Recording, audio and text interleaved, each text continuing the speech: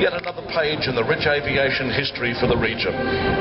The second A380 arrived last month on 12 January, and this 380 will complement the first 380, allowing some rotation of aircraft and provision for opportunity for crew training. A third A380 is due from Toulouse later this month.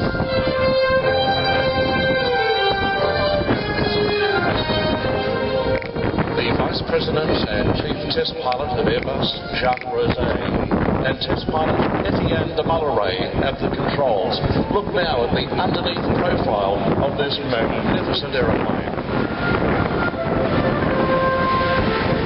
Powered by four Rolls-Royce Trent 970 engines, a maximum takeoff weight of 565 tonnes, the first double-deck aircraft is designed to carry 555 to 800 passengers, depending upon the cabin layout.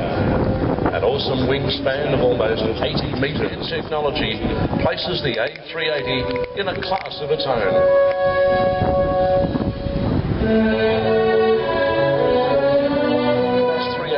Is the groundbreaking passenger aircraft of the millennium.